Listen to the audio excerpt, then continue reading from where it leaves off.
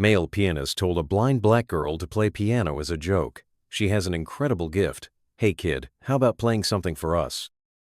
The renowned pianist, Dominic Thorne, tapped his fingers impatiently against his bespoke suit.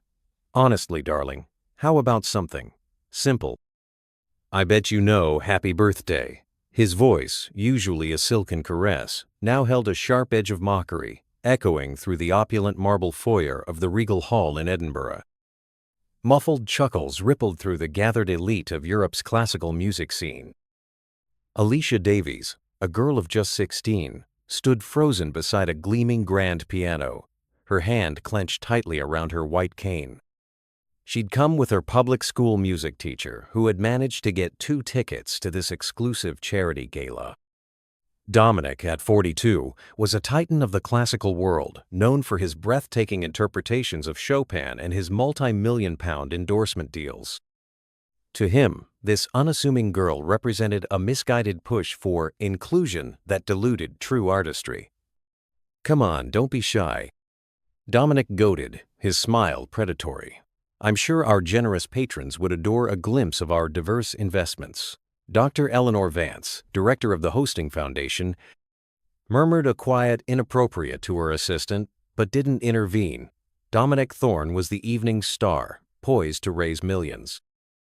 Alicia took a deep, shuddering breath, her fingers tightening on her cane.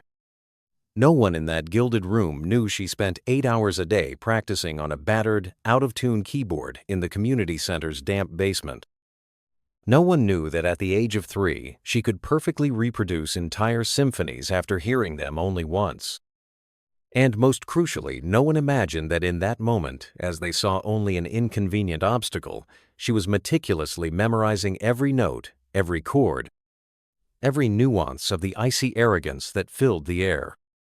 Actually, Alicia's calm voice sliced through the polite murmurs. "I prefer Bach." Dominic let out a genuine, booming laugh. "Bach, really? Which piece, young lady?" The famous pianist's smile was about to curdle when Alicia replied with a serenity that only exists in those who hold a secret too powerful for premature revelation. Partita No. 2 in C minor. But perhaps it's a little too advanced for this audience. The silence that followed was so thick, you could almost hear the ancestral portraits on the wall judging them. There was something in the girl's quiet confidence, the unexpected weight of her words, that made some of the guests realize they were about to witness something far beyond simple humiliation. "Too advanced for this audience," Dominic repeated, his voice acquiring a dangerous edge. "Young lady, you're addressing people who finance the world's greatest orchestras. Perhaps you don't grasp the grandeur of your surroundings." A ripple of agreement spread through the crowd.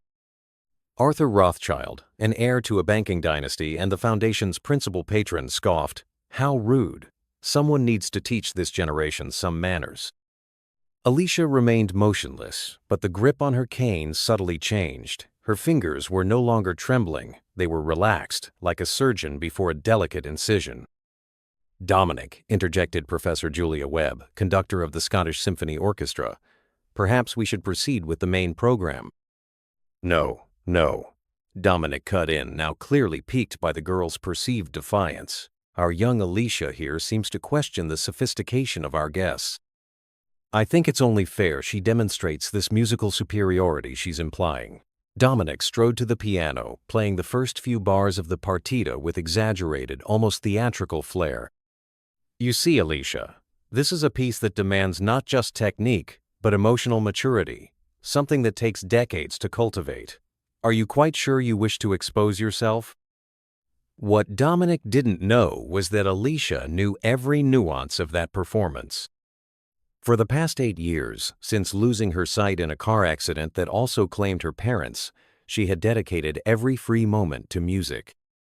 It wasn't a hobby or merely natural talent, it was a necessity, her only means of processing a grief that words couldn't reach. Her aunt, Brenda Davies, who worked as a cleaning lady at the city's music conservatoire, had secured her access to rare recordings and Braille sheet music. Alicia had memorized hundreds of pieces, studying not only the notes, but the historical interpretations, the regional variations, the emotional contexts of each composer. Mr. Thorne, Elisha said, deliberately using the wrong title. You played the first few bars in D major. Partita number 2 is in C minor. An icy silence descended. Dominic's face flushed. He had deliberately changed the key to test her, never expecting public correction. Obviously, it was intentional, Dominic lied, his voice losing its polished smoothness. I was testing your basic musical ear. I see, Elisha replied with a calmness that made some guests shift uncomfortably. Then you must also know that Bach composed this partita after the death of his first wife, Maria Barbara. Each movement reflects a stage of mourning. That's why playing it correctly demands more than technique. It requires having known real loss. The statement hit Dominic like a physical blow. His own interpretations, while technically flawless, often lacked the emotional depth that true connoisseurs sometimes noticed but never dared mention. Very good, Dominic said, his mask of superiority cracking. Since you're such a scholar of music theory, why not demonstrate in practice? Or would you prefer to continue impressing us with your encyclopedic knowledge? Elisha approached the piano, carefully leaning her cane against the bench. Her hands found the keys with the precision of someone who had mapped thousands of keyboards in her mind. One question before I begin, Elisha said, turning slightly towards the audience. Has anyone here ever lost everything they loved in a single moment and had to rebuild their soul note by note? The silence that followed was different. It was no longer one of social discomfort but of recognition. Some guests began to realize they were about to witness something much deeper than a simple musical demonstration. Dominic felt a chill of apprehension. There was something in the girl's posture, the way her hands hovered over the keys, that suggested the evening would not follow his planned humiliating script. What those privileged people couldn't see was that every condescending word, every pitying glance, every attempt to belittle her was feeding something far more powerful than indignation. It was awakening the kind of strength that only comes from suffering transformed into purpose, and Elisha was about to show that underestimating someone who has lost everything is the most dangerous mistake one can make. Elisha's question hung in the air, a suspended note, creating an uncomfortable quiet that made some guests fidget. Dominic felt a growing irritation at the girl's continued defiance. Enough cheap philosophy. Dominic snapped, his voice entirely stripped of social grace. Either you play now, or you leave so we can proceed with the serious program for the evening. Arthur Rothschild whispered loudly enough to be heard. Honestly, I don't know why we allow just anyone into these events. There is a standard to be maintained. Elisha nodded slowly, her hands still hovering over the keys. You're right about standards. They're profoundly important. Her voice carried a calm so profound that Professor Julia Webb frowned, sensing something the others hadn't yet grasped. In the fifth row, Brenda Davies immediately recognized the tone in her niece's voice. It was the same one she used before solving impossible maths problems, or when she was about to reveal something she'd been secretly preparing for months. She had worked at the conservatoire long enough to know that Elisha wasn't just talented, she was prodigious in a way few understood.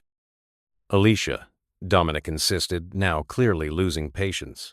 Are you going to play or not? Because I can guarantee no one here has all night for your existential musings. Actually, Elisha replied, adjusting her position on the bench. I'd like to propose a small change. Instead of partita number 2, how about something more educational for the audience? Dominic laughed contemptuously. Educational, child? You're addressing people who fund entire conservatoires. What exactly could you possibly teach us? Elisha turned slightly towards the audience, her blind eyes seeming to pierce through the social masks everyone wore. How about demonstrating the difference between playing notes correctly and playing music? A murmur ran through the audience. Some guests exchanged puzzled glances, while others seemed offended by the implication. How dare she? Dr. Eleanor Vance muttered to her assistant, as if someone like her could distinguish between superior technique and whatever she thinks she can do. Dominic felt himself losing control of the situation. This girl was clearly trying to manipulate the audience to create some kind of dramatic moment. It was time to end this charade once and for all. Very well, Dominic said, walking over to the piano. Since you wish to give a lesson, I'll demonstrate first how the partita should be played by someone who has actually studied music. Alicia stepped away from the bench, allowing Dominic to sit. What the famous pianist didn't notice was the almost imperceptible smile that touched the girl's face, not one of nervousness, but of someone who had just guided their opponent exactly where they wanted them. Dominic began to play with his usual technical precision. Every note was in its right place, every beat perfectly measured. It was an impressive display of musical skill, honed over decades of formal training. As Dominic played, Alicia closed her eyes and did something she had learned years ago.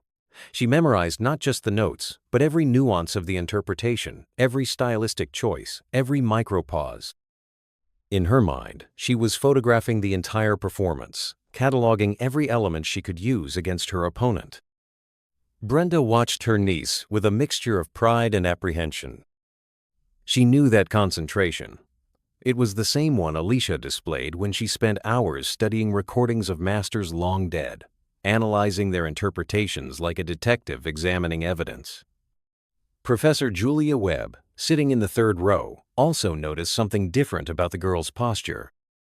There was a quiet intensity about her that reminded her of great performers before career-defining performances, a calmness that came not from resignation, but from absolute preparation. Dominic finished the partita with a dramatic flourish, clearly pleased with himself. The audience applauded politely, some commenting on his flawless technique and mature interpretation. And now, Dominic said, rising and gesturing grandly towards the piano, let's see how you interpret this piece that is clearly beyond your capabilities. Alicia approached the bench again, but before sitting down, she did something unexpected. She turned to the audience and said, "Before I begin, I'd like you to know something about the music you just heard." Dominic frowned. "What are you talking about?" The partita number 2 was not written merely as a technical exercise, Alicia continued, her voice gaining an authority that made the entire room pay attention. Bach composed it as a dialogue with grief. Each movement represents a different phase of mourning for the loss of his wife, Maria Barbara. Some guests leaned forward, intrigued by the shift in tone. The first movement, Alicia continued, represents denial. The music refuses to accept the reality of the loss. The second is anger against God, against fate, against the music itself for failing to bring the dead back to life. Dominic rolled his eyes. Any first-year student knows that. You're not impressing anyone with basic historical context. Alicia smiled again, but this time the smile reached her eyes. You're right. Historical context is easy to memorize, but to experience that pain personally, that changes everything. And there's one more layer no one talks about. She paused, her gaze, though unseeing, seeming to pierce the very essence of Dominic Thorne. The original score contains a hidden cipher, a series of notes and rhythmic variations that, when played with absolute internalization, reveal the composer's deepest, unexpressed fear, the fear of being forgotten, of his music becoming soulless mechanics. A collective gasp swept through the room. Dominic's jaw dropped. The hidden cipher was a whispered legend among only the most esoteric musicologists, a theory widely dismissed as fanciful, precisely because no one had ever definitively proven it by playing it. "The difference, Mr. Thorne," Alicia said, sitting down at the piano and placing her hands on the keys, "between your interpretation and mine is not just technical. It's that you played the notes Bach wrote. I'm going to play the tears he shed and the secret he hid within them." The silence that followed was unlike any of the previous ones. There was an electric expectation in the air, as if everyone sensed they were about to witness something extraordinary. In the fifth row, Brenda clenched her fists. She knew Alicia wasn't just about to play music. She was about to lay bare a profound, buried truth, honoring not just Bach, but her own journey of turning darkness into an unprecedented understanding. Dominic remained standing next to the piano, his expression oscillating between irritation and growing apprehension. There was something about the way the girl sat, the quiet certainty of her movements, that suggested the night would not end as he had planned. Alicia took a deep breath and closed her eyes. In her mind, She was no longer in that room full of people who had condescended to her. She was back to that terrible day 8 years ago when she woke up in the hospital and discovered she would never see her parents' faces again, that she would never see anything again. When her hands touched the first notes of the partita, something magical happened in the hall. It wasn't just the same notes Dominic had played minutes before. It was the same notes transformed by lived experience, by real pain, by genuine loss that had shaped every fiber of Alicia's being. She wasn't just playing the piece, she was unlocking its forgotten soul. As Alicia navigated the intricate passages, notes emerged that seemed to weave an entirely new tapestry within the familiar melody. A series of fleeting, almost subliminal grace notes, a subtle rhythmic alteration in a phrase, an unexpected, almost guttural emphasis on a low chord. These were the hidden truths she spoke of, sounds that, until now, no human had truly brought forth. "My God," whispered Professor Julia Webb, leaning forward in her chair. In her 40-year musical career, she had never heard a performance with such profound, almost supernatural, emotional, and technical depth. She recognized the fragments of the cipher theory, but to hear them integrated so seamlessly, so authentically, was beyond belief. Dominic felt his legs tremble. The girl's technique was not only flawless, it was superior to his own. The dizzying passages he had played with concentrated effort flowed from Alicia's fingers like crystal-clear water, as natural and inevitable as breathing.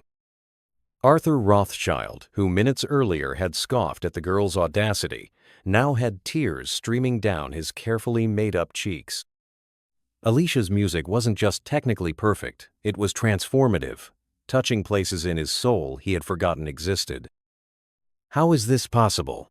Dr. Eleanor Vance whispered to her assistant, her voice trembling with genuine emotion. The answer came in the form of the music itself. Alicia wasn't just playing the partita, she was retelling her story through it, and Bach's forgotten one. The first movement became the narrative of a child who lost everything in an instant, and the composer's battle with crippling anxiety. The second, the rage of a teenager forced to navigate a world that saw her as inferior before it even knew her, twinned with Bach's profound artistic loneliness.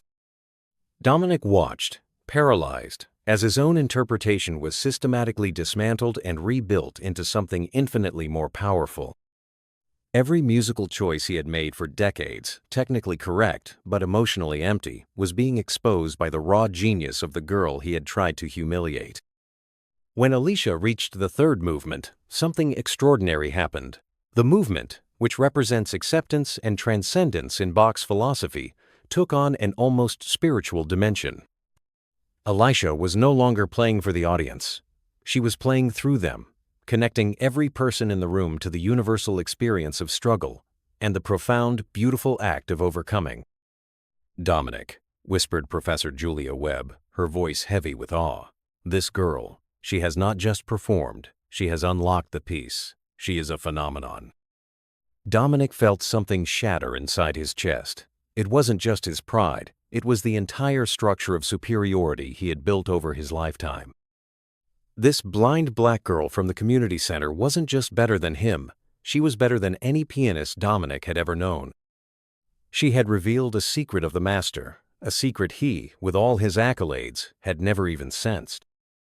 The entire room was now completely silent except for the transcendent music flowing from the piano.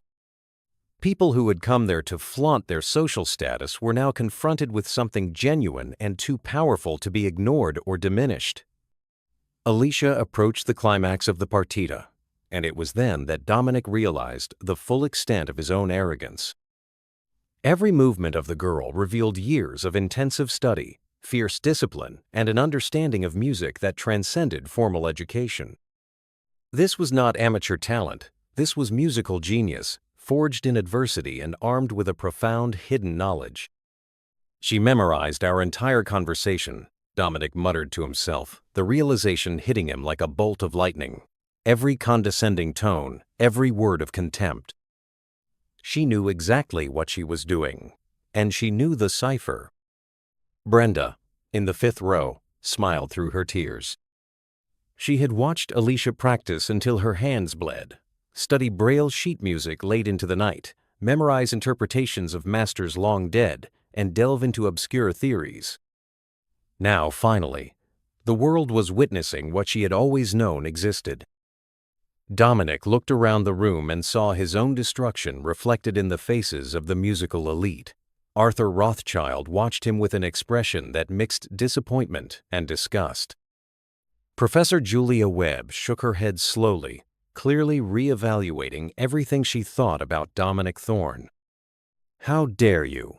Dr. Eleanor Vance whispered, her gaze fixed on Dominic. "Try to humiliate a child with such an extraordinary gift." Dominic tried to form a response, but the words died in his throat. There was no explanation that could justify what he had done. He had tried to use his privileged position to crush a girl who represented everything music should be: pure, honest, and transformative, and who held a key to its deepest mysteries. Alicia concluded the partita with a delicate, almost ethereal final chord that made the silence that followed seem sacred. Her hands remained on the keys for a moment, as if sealing a pact with the music she had just unleashed. When she finally stood up and turned to face the audience, there was no arrogant triumph on her face, just the quiet dignity of someone who had shared her soul, revealed a profound truth, and knew she had honored both Bach and her own journey. The ovation that followed was unlike anything that room had ever witnessed. It wasn't just applause, it was simultaneous recognition, apology, and celebration. People rose as if they were in the presence of something divine. Dominic stood motionless, watching his reputation be rewritten in real time. Every person in the room now knew that he had tried to crush a musical genius, one who held a secret key to the very music they revered, out of pure prejudice. In 15 minutes, Alicia had completely destroyed the image Dominic had spent decades building. "Mr. Thorne," said Professor Julia Webb, approaching with an expression that mixed disappointment and contempt, "I think we have a lot to discuss regarding the future of your tenure with the Edinburgh Conservatoire." Arthur Rothschild took out his phone, and Dominic knew instinctively that news of his humiliation and Alicia's extraordinary revelation would be circulating among the cultural elite before he even left the building. Alicia approached Dominic, extending her hand. "Thank you for the opportunity to play, Mr. Thorne. Sometimes, we need to be confronted with our own music to truly understand who we are and what we might have missed."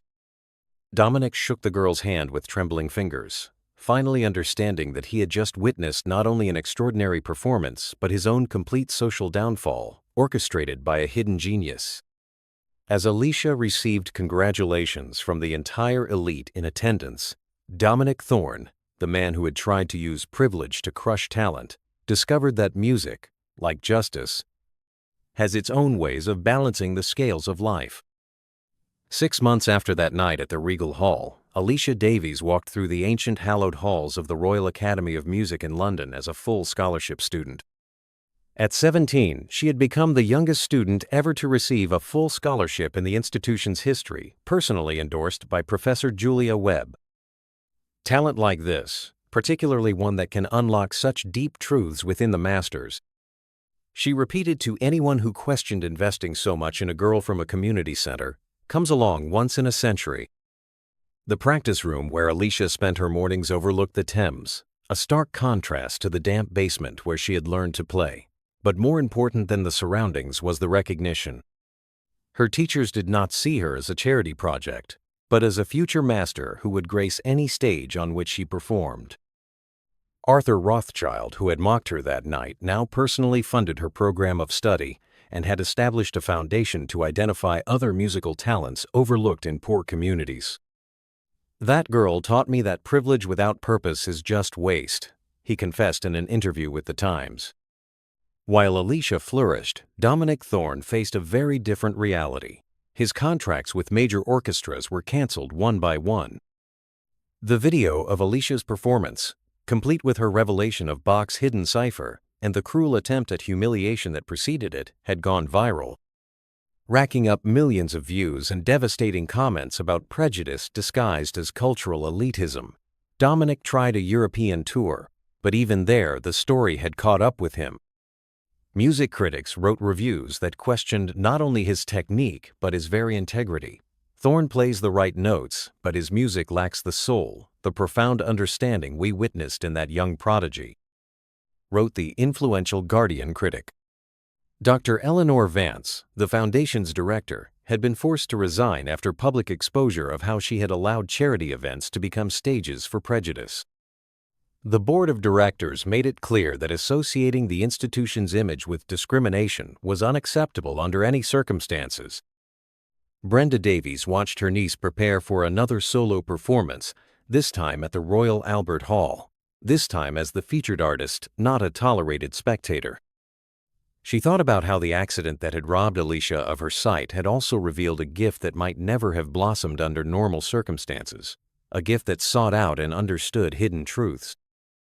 "Don't you feel angry about what happened?" she asked, as Alicia tuned her new Stradivarius, on loan from the Rothschild Foundation. Alicia smiled, her fingers finding the strings with the familiarity of someone who had turned adversity into unique insight into art. "Auntie, Dominic Thorne gave me the greatest gift of my life that night. He gave me an audience, and he prompted me to share a truth that deserved to be heard." The irony was not lost on her. Dominic had tried to use his position to crush a girl he considered inferior, but had inadvertently created the opportunity for true musical genius, one capable of unlocking hidden depths to reveal itself to the world. On the night of the Royal Albert Hall performance, Alicia played to a sold-out audience that included celebrities, music critics, and sitting in the front row, Arthur Rothschild. Now one of the most fervent advocates of music inclusion programs, Dominic Thorne watched the live broadcast from his empty apartment in London, where he had moved after losing his penthouse in Kensington. Every note Alicia played, every intricate, newly revealed subtlety of Bach's music was a reminder of his own moral and professional fall. When Alicia finished her main performance, a devastatingly beautiful rendition of the same partita that had changed everything, now imbued with its revealed hidden truths, she stepped to the microphone to thank the audience. "Music doesn't belong to any of us," she said, her voice echoing through the historic hall. "She exists to connect human hearts, regardless of our background or appearance, or what secrets she holds. That is the true democracy of art." The ovation lasted 15 minutes. People cried openly, not just for the beauty of the music, but for the recognition that they had witnessed something transformative, a lesson about how true talent, true insight, always finds its way, even when faced with the cruelest of obstacles, and how hidden truths will always surface. 2 years later, Alicia would release her first album, which would become the best-selling classical music album of the decade. Acclaimed for its revolutionary interpretation of classical works by unearthing their hidden ciphers, Dominic Thorne continued to give private lessons at a small community college, his international career permanently destroyed by his own arrogance and ignorance of deeper musical truths. The difference between them was not just their professional success, but the way each had chosen to use their talent. Alicia used her music to lift others up, establishing educational programs in underserved communities that focused on intuitive musical understanding. Dominic had used his to elevate himself above others, until he discovered that heights built on prejudice and a superficial understanding of art always come crashing down. Alicia Davies' story has become legendary in music circles, not only for her extraordinary talent, but for proving that true artistic excellence and profound understanding know no color, social class, or limitations imposed by those who fear greatness in others, or the hidden depths of art itself. As Alicia always said to young students facing discrimination, "The best revenge is not to destroy those who hurt you, but to build something greater than they could ever imagine. Something that reveals the world's deepest, most beautiful secrets."